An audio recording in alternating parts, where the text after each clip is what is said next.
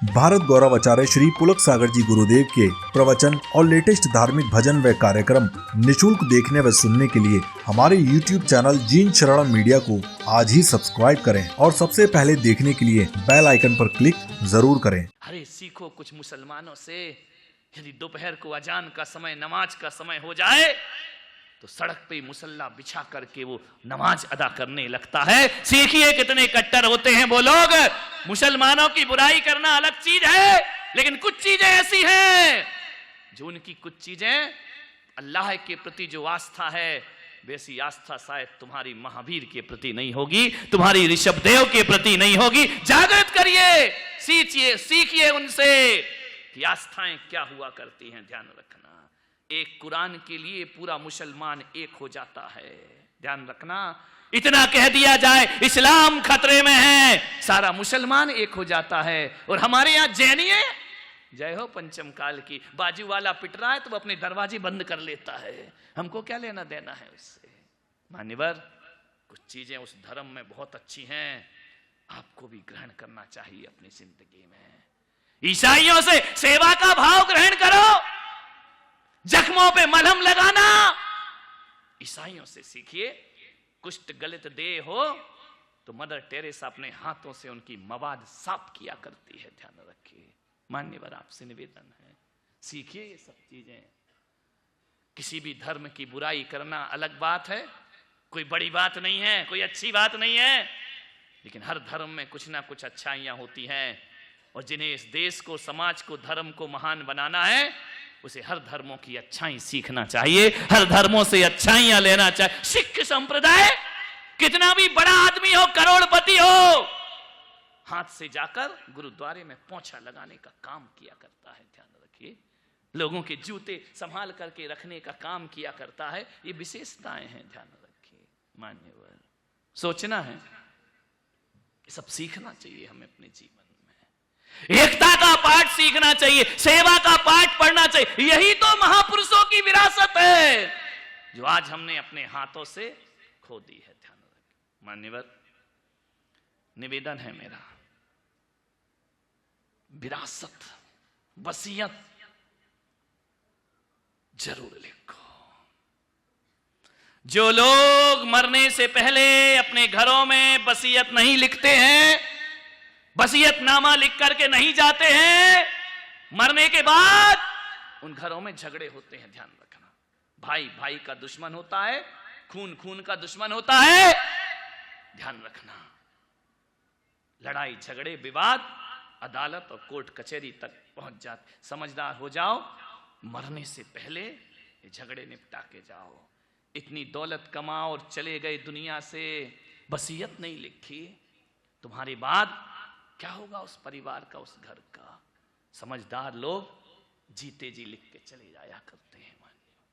आपसे निवेदन है, समय है आपके पास, वसीयत जरूर लिखो।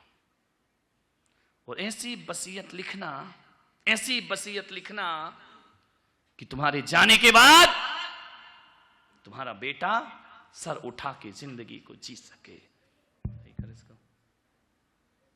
मान्यवर, महात्मा बुद्ध, एक बहुत प्यारी घटना है, मैंने एक किताब में पढ़ी थी। बड़ी अच्छी घटना, बड़ी सुखद घटना, पढ़ने के बाद रोम रोम रोमांचित हो जाए। महात्मा बुद्ध दिव्य ज्ञान संबोधि को प्राप्त करके कपिलवस्तु में पधारे। राजा शुद्धोधन, उनके पिता, उनको जब संदेश मिला कि महात्मा बुद्ध पधार रहे हैं, स्वागत में पूरी राजधानी को सजाया गया, जगह जगह बंधनवार बंधे, गुलाब जल से रोड को सींचा गया, पुष्प की वर्षा की गई कि एक पुत्र दिव्य ज्ञान की संपदा लौट लेकर राजमहल की तरफ आ रहा है। महात्मा बुद्ध आ रहे हैं संबोधि को प्राप्त करके। बहुत स्वागत किया गया महात्मा बुद्ध का। 12 वर्ष तपस्या करके बुद्ध लौट रहे हैं। 6 वर्ष का विशाल तपस्चरण उन्होंने किया, और जो ज्ञान, जो बोधि उन्हें प्राप्ति हुई, उस दिव्य ज्ञान को लेकर महात्मा बुद्ध अपने गृह नगर में पहुंचे। राजा शुद्धोधन ने उनका स्वागत किया, अरे कभी कभी एक पुत्र इतना महान इतना महान इतना महान बन जाता है कि माता पिता उसके चरणों में शीश झुकाने लगते हैं, उसकी वंदना करने लगते हैं, उसे प्रणाम। अब इतने उस स्थिति तक महात्मा बुद्ध पहुंच गए कि जहां माता पिता नहीं रहते, बल्कि माता पिता भी उस पुत्र को अपना पिता मानने को तैयार हो जाया। देखो ना, जब कोई दीक्षा ले लेता है, दीक्षा नहीं लो तब तक बेटा माँ बाप के चरण छुआ करता है, और दीक्षा लेने के बाद वह साधना की ऊंचाइयों को जब छूता है तो माता पिता उसके चरणों की वंदना। जीवन तो यही है, ध्यान रखना। माता पिता समझ गए अब ये बच्चा वो बच्चा नहीं है जिसे हम अपना पुत्र कह करके बुला सकें, अब ये तो ये जगत का पिता बनने जा रहा है। महात्मा बुद्ध का बहुत स्वागत हुआ। स्वर्ण पात्र में महात्मा बुद्ध के चरणों का प्रक्षालन राजा शुद्धोधन ने किया। क्या दृश्य होगा, पिता के चरणों, पुत्र के चरणों को पिता पखार रहा है, ध्यान रखिए। स्वागत हुआ बहुत उनका। स्वागत करने के बाद बुद्ध से कहा कि महात्मा, पिता अरदास कर रहा है, कुछ उपदेश प्रदान करिए। महात्मा बुद्ध ने वस्तु का स्वरूप बताया। महात्मा बुद्ध ने बड़ा आध्यात्मिक उपदेश दिया। उपदेश देने के बाद महात्मा बुद्ध ने अपने ग्रस्त जीवन के पिता राजा शुद्धोधन से पूछा, 6 वर्ष बाद में लौटा हूं, यहां सब तो दिखाई दे रहे हैं, यशोधरा दिखाई नहीं देती, जो महात्मा बुद्ध की पत्नी थे। 2 आंसू ढुलकाए राजा शुद्धोधन ने, कहा महात्मा, जब से आप गए हैं महल से बाहर नहीं निकले हैं। महात्मा बुद्ध ने कहा कि ऐसा क्या हुआ? बोले वो महल से बाहर नहीं निकली है, बेजान होकर के जीवन जी रही है, उसे शुद्ध बुद्ध नहीं है अपनी, न खाने की फिक्र न पीने की फिक्र। तुम्हारी विरह में पत्थर बन गई है वो, न हंसती है न मुस्कुराती है, न उसके जीवन में कोई उमंग बची है, न जीने की कोई आस बची है। महात्मा चलो जाओ, ऊपर महल में यशोधरा है, जाकर के उसे संबोधन दो, उसके अंदर प्राणों का संचार करो। झरोखे में बैठी है, ना हंसती है ना रोती है, कुछ नहीं करती है, निढाल हो गई है वह। महात्मा ने कहा, कोई जीव इतना भी मोह करता है? महात्मा बुद्ध गए यशोधरा के महल में, अपनी पत्नी के महल में। यशोधरा ने देखा कि महात्मा आए हैं, खड़ी हुई अपने आसन से, औपचारिक विनय की और कहा कि बैठिए। महात्मा बुद्ध बैठे। बुद्ध ने यशोधरा को देखा, यशोधरा ने बुद्ध को देखा, दोनों देख रहे हैं, बोल कुछ नहीं रहे। यशोधरा ने कहा कि आप महात्मा, फूट पड़ा उसका दबी हुई बातें, दबा हुआ दर्द सीने से फूट पड़ा। कौन महात्मा, कैसा महात्मा? दुनिया की नजरों में महात्मा हो गए, मेरी नजरों में तुम महान कभी नहीं बन सकते हो। ध्यान रखना, तुम्हें मैं कभी महानता का दर्जा नहीं दे सकती हो। दुनिया की नजरों में भगवान बन के घूमो, मेरी नजरों में तुम एक तुच्छ प्राणी हो। महात्मा मौन है, बुद्ध कुछ बोल नहीं पा रहे, शब्द मौन है। खड़े हैं महात्मा बुद्ध सिर झुकाए। कौन हो तुम? बहुत महान बनकर आए, और अब क्यों आए हो इस दरबार में? महात्मा बुद्ध ने कहा, शब्द ही नहीं, क्या किया है तुमने अपने जीवन में? सिद्ध हेतु स्वामी गए, यह गौरव की बात। सिद्ध हेतु स्वामी गए, यह गौरव की बात, पर चोरी चोरी तुम गए, हुआ हृदय आघात। रात को 12 बजे बुद्ध भाग गए थे, यशोधरा को सोता हुआ छोड़ करके। महात्मा, दुनिया की नजरों में कितने भी महान रहो, मेरी नजरों में तुम कभी महान नहीं बन पाओगे। चोरी चोरी तुम गए, हुआ हृदय आघात। सखी तुम मुझसे कह के जाते तो क्या अपनी पथ की बाधा में मुझको बाधा पाते। आज ये यशोधरा आपसे पूछती है, पलायनवादी, भागने वाले इंसान, मेरी नजरों में तुम कभी भगवान नहीं बन सकते हो। अरे तुम्हें जाना था तो मुझसे कहकर जाते। रात को 12 बजे एक छोटे से नवजात शिशु के साथ सोते हुए पत्नी को छोड़कर भाग गए। संसार से भागे फिरते हो, भगवान को तुम क्या पाओगे। अरे हमसे कहने की हिम्मत नहीं थी। अरे एक बार कह के तो देखते मुझसे। यशोधरा ने प्रश्नों की झड़ी लगा दी महात्मा बुद्ध के सामने। चोरी चोरी रात को 12 बजे अंधेरी रात में भाग गए। अरे इतना भगवान से प्रेम था तो मुझसे कह करके जाते। अरे महात्मा, एक बार तो मुझसे कह लेते कि यशोधरे, ये दुनिया के राग रंग मुझे अच्छे नहीं लगते। एक बार तो मुझसे कहते कि ये संसार मुझे अच्छा नहीं लगता है। एक बार तो इस अर्धांगिनी से कह देते कि मैं विषय भोग में जीना नहीं चाहता हूं। अरे महात्मा बुद्ध, तुमने यशोधरा का क्षत्रिय धर्म नहीं देखा है, एक नारी का रूप देखा, इसलिए चोरी से भाग गए रात को 12 बजे। यदि कह करके जाते तो ये छत्राणी तुम्हें वचन देती, मैं तुम्हारी पथ में कभी बाधा बन करके खड़ी नहीं होती। लेकिन इस तरह से भाग जाना मुंह फेर कर, ये महापुरुषों का लक्षण नहीं हुआ करता है। महात्मा बुद्ध कुछ ना बोल पाए। एक बार तो कहते, मेरे से विवाह किया, मेरे साथ रहे, तुम मुझे पहचान नहीं पाए इतनी जिंदगी में, मैं कभी तुम्हारे पथ में बाधा ना बनती।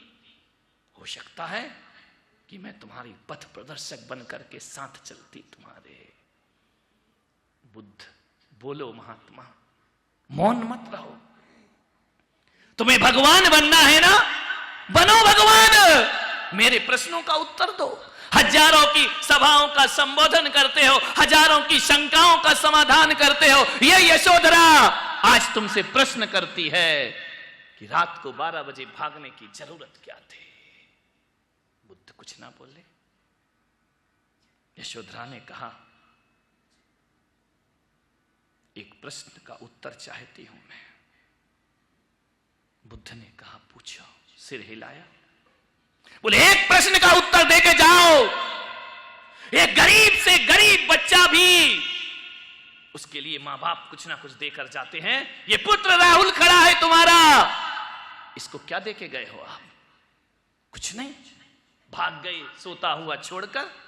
आज ये पुत्र मेरा बड़ा हो गया है, जवान होने लगा है। आपसे मेरा निवेदन है, आज ये यशोधरा अपने पुत्र के लिए तुमसे विरासत मांगती है, वसीयत मांगती है। आज इसके लिए कुछ दो। और यदि तुम्हारे लिए पास कुछ नहीं था तो पुत्र पैदा क्यों किया था आपने? एक मां अपने बेटे की तरफ से अपने पिता से मांगती है कि मेरे बच्चों के लिए कुछ दे करके जाइए। क्या था महात्मा बुद्ध के पास? बुद्ध ने नजरें उठाई, महल की तरफ देखा। यशोधरा बहुत ज्ञानी थी। उसने कहा, महलों को मत देखिए, ये महल तुम्हारे पिता के हैं, तुमने कुछ नहीं बनाया है। तुम तो राजकुमार थे ना। मेरा बच्चा क्या है, जब तुम ही चले गए तो राजकुमार कैसे रहेगा मेरा बेटा? आज राहुल के लिए संपदा चाहिए, आज राहुल के लिए वसीयत चाहिए, आज राहुल के लिए विरासत चाहिए। ध्यान रख, कुछ ना कुछ इसे तुम्हें देना ही पड़ेगा आज, तब मैं तुम्हें महात्मा समझूंगी। बुद्ध क्या देते? एक संत से क्या चाहती है एक मां? बुद्ध ने राहुल की तरफ देखा और कहा, पुत्र राहुल, तुम्हारी मां मुझसे विरासत मांगती है, तुम्हारी मां मुझसे वसीयत मांग रही है, तुम्हारी मां तुम्हारे लिए बहुत कुछ मांग रही है। राहुल ने हाथ जोड़े, पिता के तेज को, दिव्य प्रकाश को देखा। यशोधरे, तुमने कहा है ना पुत्र के लिए कुछ दो, तो आज ये बुद्ध अपने पुत्र को कुछ दे रहा है। पुत्र का हाथ पकड़ा, महल से उतारा, आंगन में ले गए महात्मा बुद्ध। और ले पुत्र, आज ये सन्यासी पिता तुझे विरासत देता है, आज ये सन्यासी संत तुझे वसीयत देता है। और जानते हो क्या किया महात्मा बुद्ध ने? अपने हाथ का भिक्षा पात्र राहुल के हाथ में रख दिया। एक संत, इससे बड़ी विरासत और इससे बड़ी वसीयत तुम्हें कुछ और दूसरी नहीं दे। ये पकड़ मेरे पुत्र, ये मेरी वसीयत है, ये मेरी संपदा है, इसे तुम पकड़ो और चलो। जहां की यात्रा मेरी है वही यात्रा आज से तुम्हारी हो जाना चाहिए। बुद्ध के चरणों में गिर गया पुत्र। राहुल भिक्षा पात्र लेकर मां के सामने खड़ा है कि मां, तूने वसीयत मांगी थी, पिता ने ये वसीयत मुझे सौंप दी है।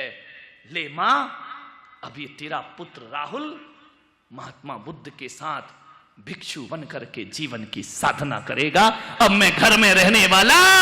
यशोधरा देख रही है, स्तब्ध हो गई। कभी सोचती है कि मैंने क्या मांग लिया, कभी सोचती है कि पुत्र तेरा जन्म इसीलिए हुआ है। ध्यान रखिए, कहते हैं महात्मा बुद्ध राहुल को भिक्षु बनाकर अपने साथ ले गए। ध्यान रखना, यशोधरा खड़ी खड़ी देखती रही, कुछ नहीं था उसके पास।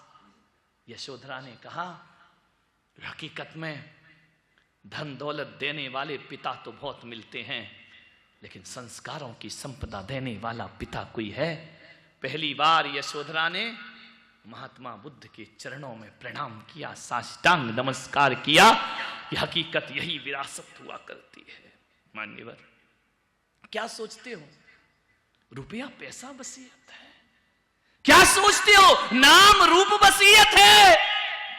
ये सब मिट्टी के ठीकरे। ये वसीयत तो हर गरीब बाप भी अपने बच्चों को दे जाता है, लेकिन महात्मा बुद्ध ने आज वो दिया उन्हें जो दुनिया का कोई पिता अपने बच्चों को प्रदान नहीं कर सकता है। ध्यान रखना, ऐसी विरासत सौंपी महात्मा बुद्ध ने, वसीयत सौंपी। मान्यवर, मैं किसी शहर में चौमासा कर रहा था, एक भक्त मेरे पास आया, दर्शन करने आया। सुबह सुबह आंखों से आंसू छलकने लगे। मैंने कहा, सुबह सुबह क्यों रो रहे हो? बोले, महाराज आज जिंदगी का जो संतोष मिला है मुझे, आज जिंदगी में जो शांति मिली है मुझे, आज जिंदगी में जो सुकून मिला है मुझे, वो जिंदगी में कभी प्राप्त नहीं हुआ। मैंने कहा, बताओ तो क्या मिल गया तुमको आज? मान्यवर, इस घटना से जिंदगी को बदलने का प्रयास करना, इसे घटना समझ के मत छोड़ देना। उसने कहा कि महाराज, मेरी एक बेटी है, मेरा एक बेटा है, बेटी पढ़ लिख करके योग्य हो गई है, मैंने ईमानदारी का जीवन जिया है। मैंने टीवी पर आपके एक दिन प्रवचन सुने और उसी दिन मैंने संकल्प कर लिया कि जिंदगी को बड़ी आदर्श जिंदगी बना करके जीऊंगा। मैंने बेईमानी छोड़ दी, मैंने ईमानदारी से जीवन जीना सीख लिया। मैंने सादा जीवन, उच्च विचार का जीवन जिया कि अपने विचारों को ऊंचा रखूंगा। मैंने बहुत अच्छा आदर्श जीवन जीने का प्रयास किया। लेकिन महाराज, जब से जिंदगी सच्चाई की राह पे गुजारी, हजारों ताने सुनना पड़े हैं मुझको, घर के लोगों से ताने सुनना पड़े मुझे, पत्नी से ताने सुनना पड़े मुझे, क्योंकि जब जब कोई आदमी सत्य की राह पे चलता है, विरोध के रास्ते अपने आप खुल जाया करते हैं। ध्यान रहे, हर कोई उसके विरोध में खड़ा हो जाता है। सबने विरोध किया मेरा, सबने कहा कि तुम बेकार की जिंदगी जी रहे हो, प्रवचन की बात प्रवचन में रहने दो। अरे उसने कहा नहीं, मैंने एक बात मेरे जीवन को बदल गई कि दुनिया में आए हो तो कुछ करके जाना चाहिए। मैंने कहा, मैं ज्यादा तो नहीं कर सकता, बहुत संपदा रुपया मेरे पास नहीं है, लेकिन मैं ईमानदारी की जिंदगी जीऊंगा, अच्छी जिंदगी जीऊंगा, कभी झूठ नहीं बोलूंगा, सच्चाई की जिंदगी जीऊंगा। और उस दिन से महाराज मैंने क्रोध करना छोड़ दिया, वरना मैं बात बात पर बच्चों पर गुस्सा करता था। जब बच्चों पे गुस्सा करता था ना, तो बच्चे इंतजार करते थे कि पापा कब बाहर जाएंगे। ध्यान रखना, जिस आदमी का व्यवहार अच्छा नहीं होता ना, तो बच्चे सोचते हैं कि ये बाहर ही रहे तो अच्छा है, जितना लेट घर आए उतना अच्छा है। और यदि व्यवहार मधुर मीठा होता है ना, तो ध्यान रखना, हर पल हर घड़ी बच्चे हमारा इंतजार किया करते हैं, हर पल हमारी राह देखा करते हैं। व्यवहार, बोले मैंने व्यवहार बदल लिया आपके प्रवचनों को सुन करके, मैंने गुस्सा करना बंद कर दिया, बच्चों को स्वतंत्रता दे दी, जैसे जीना है जियो।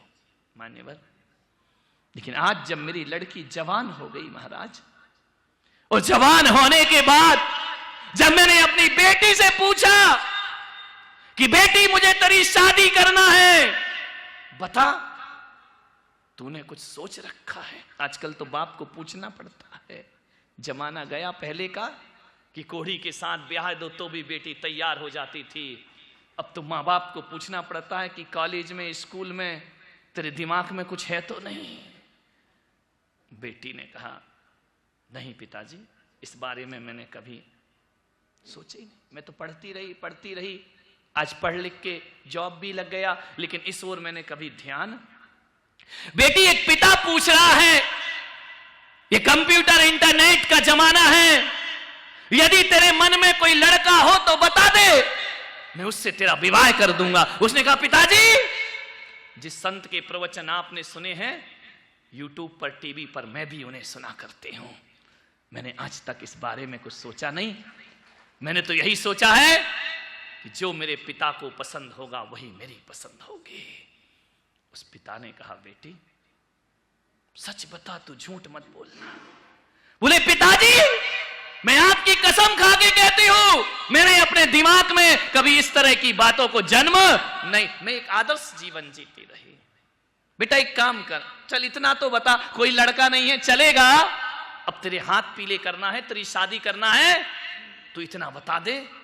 लड़का तेरे दिमाग में नहीं है कोई बात नहीं, इतना तो दिमाग में होगा ना कि तू बिजनेसमैन से शादी करेगी या सर्विस क्लास से शादी करेगी, नौकरी वाला लड़का चाहिए या दुकान व्यापार वाला लड़का चाहिए, उद्योगपति चाहिए। जानते उस बेटी ने कहा पिताजी, मैंने इस बारे में भी कुछ नहीं सोचा है कि मुझे बिजनेसमैन चाहिए या सर्विस क्लास चाहिए। बोले बेटा फिर भी बता तो दे, मुझे लड़का ढूंढने में सहूलियत होगी, कल को मैं शादी कर दूं और तेरा मन ना लगे तो फिर क्या होगा? पिताजी आप देखिए, जैसा आप उचित समझे। बोले बेटी, ना तो तू ये बता रही कि लड़का कोई पसंद है, तो तू कह रही पसंद नहीं है, मैं पूछ रहा हूं सर्विस वाला चाहिए बिजनेस वाला चाहिए। बोले ये भी मुझे नहीं मालूम।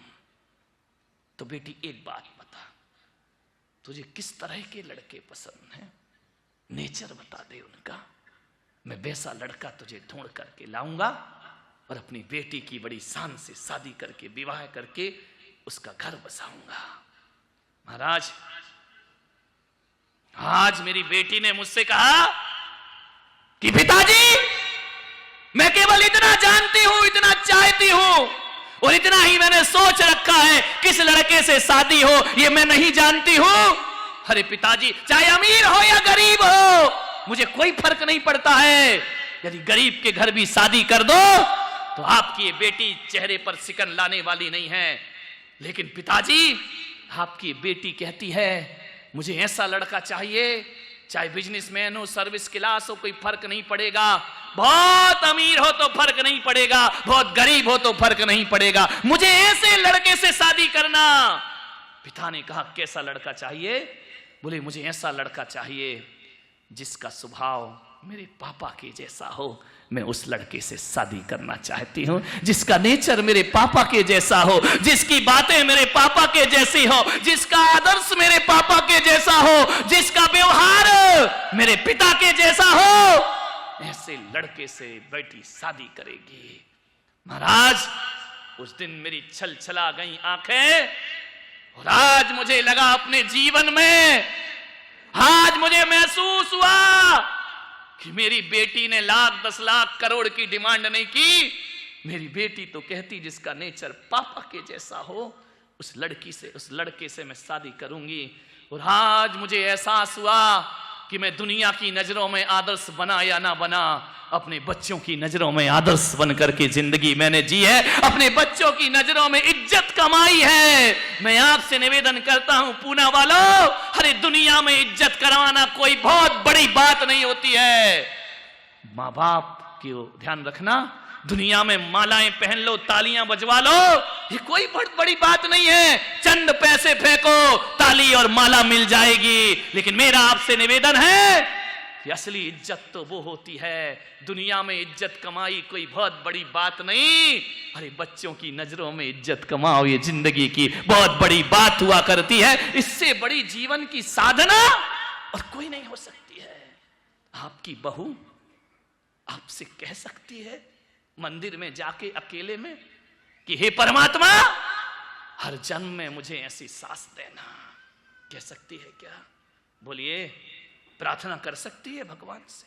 आपकी बेटी आपसे कह सकती है, आपकी बेटी आपके बोल सकती है कि मेरी शादी उस लड़के से हो जिसका स्वभाव मेरे पापा के जैसा। अरे अच्छा स्वभाव होगा तब बोलेगी ना, भिन भिन करते रहोगे, गाली गलौज करते रहोगे, दुत्कारते रहोगे, खाक बोलेगी बेटी?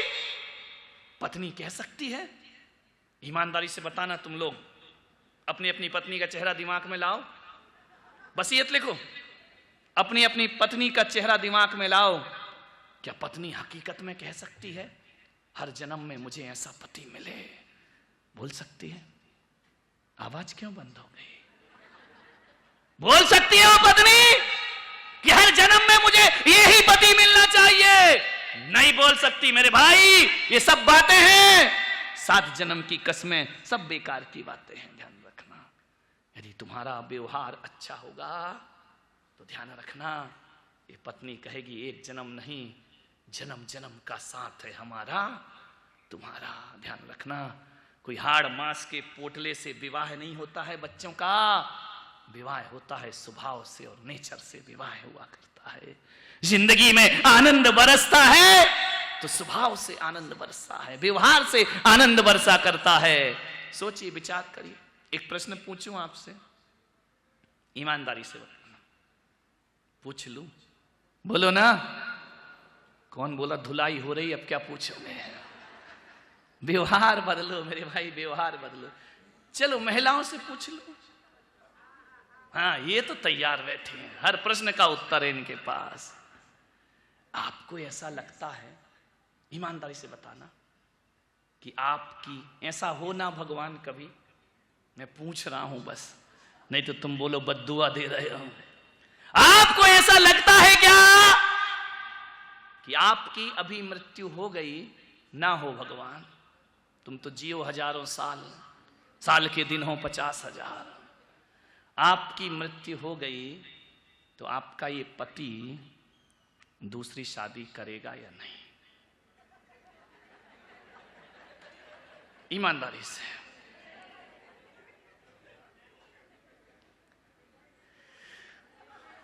देखो, बिल्कुल गड़बड़ मत करो। करेगा या नहीं करेगा? एक जगह मैंने पूछा, बोली करेगा महाराज। एक ने बोला कि महाराज मैं अभी मर गई तो कर लेगा, बुढ़ापे में मरी तो शायद ना करे। मैंने कहा इसमें शायद क्यों लगा रही है? बोले हमने बूढ़े बूढ़ों को शादी करते देखा है। ध्यान रखिए मान्यवर, आप यहां मत बताओ, अपने दिल से पूछो। यदि आपको लगता है कि आप क्या पति दूसरी शादी कर लेगा, तो इसका मतलब इतना ही है कि आपका स्वभाव अच्छा नहीं है। ध्यान रखिए, आपका नेचर अच्छा नहीं है, गलती उसकी नहीं है। अब तो कभी तो नंबर आएगा ना तुम्हारा। और आपको लगता है कि आपका पति बेवफाई करेगा, तुम्हारी वफा में जरूर कोई ना कोई कमी है। ध्यान रखिए, आज से ही अपना व्यवहार सुधारने का प्रयास करिए। मान्यवर, ये पति पूरी जिंदगी तुम पर निछावर कर देगा, पूरा जीवन तुम पर समर्पित कर दे। जीवन सुधारो, जिंदगी को बदलो। जिंदगी बहुत आसान भी है और जिंदगी बहुत कठिन भी है। मान्यवर, आप सोचो, आप सोच सकते हो, आपकी बहू आपका इंतजार कर सकती है। कब करेगी? जब व्यवहार अच्छा होगा। ध्यान रखिए, व्यवहार बदल लो। क्या धन दौलत की वसीयत दोगे, रुपया पैसा दोगे बच्चों को? अरे इनके अलावा और वसीयत होती है, तुम्हारा नाम, तुम्हारा यश, तुम्हारी कीर्ति, तुम्हारा अच्छा व्यवहार, ये बहुत बड़ी वसीयत होती। ध्यान रखना, मरने के बाद आदमी ये नहीं पूछता, ध्यान रखना, ये नहीं देखता कि कितना पैसा था, कितना रुपया था, कितनी दौलत थी। मरने के बाद याद किया जाता है तो आदमी का व्यवहार याद किया, कितना अच्छा आदमी था, कितना सरल आदमी था। ये रसिकलाल नाम ऐसे ही नहीं लिख दिया गया है, उस व्यक्ति ने अपने जीवन में कुछ अर्जित किया होगा, तभी सारी दुनिया उनका सम्मान से नाम लिया करती। ध्यान, कुछ किया होगा जिंदगी में। ये मत सोचो ये बड़ी बड़ी फोटोआं लगी हैं तो कोई पैसे में लगा दी हैं, ऐसा नहीं है। पैसे देने वाले तो हजारों मिलते हैं दुनिया में, ध्यान रखना। जैसा कि मुझे पता चला कि रसिक सेठ के यहाँ यदि कोई भी चला जाता था, खाली हाथ लौट करके वापस नहीं आया करता था। ध्यान रखिए, मानवता का जीती जागती उदाहरण। सोचना है आपको, विचार करना है। ऐसे ही नाम नहीं मिलता दुनिया में, बहुत कुछ करना पड़ता है। धनपतियों की कमी थोड़ी है, पूना में कितने सारे होंगे, लेकिन सब धनपतियों में इतनी हिम्मत है कि एक फोटो यहां पे आके लगवा सके। ध्यान रखना, इसके लिए बहुत कुछ जीवन में अर्जित करना पड़ता है। पूज्यताएं ऐसे ही नहीं मिला करती हैं, सम्मान ऐसे ही नहीं मिला करता है, नाम ऐसे ही नहीं मिला करता है, बहुत कुछ कर। आज मैं पुलक सागर किसकी, आज 25 साल हो गए मुझे इस मुकाम में पहुंचने के लिए। एक दिन में जिंदगी की ऊंचाइयां नहीं मिला करती हैं मेरे भाई, पूरी जिंदगी खपाना पड़ती है, तब लोगों की जुबान पर अपना नाम आया कर। ऐसे ही नाम आ जाता है क्या? बहुत कुछ करना पड़ता। अपना व्यवहार, क्या आप दुनिया की नजरों को छोड़ो, बच्चों की नजरों में इज्जत बना पाए? बोलिए, आपका बेटा कह सकता है हर जन्म में तुम मेरे पिता बनो? यदि आपका स्वभाव अच्छा होगा तो जरूर कहेगा, स्वभाव अच्छा नहीं होगा कोई नहीं कहने वाला, वो तो कहेगा इस जन्म का ठीक है, निपटे खेल खत्म।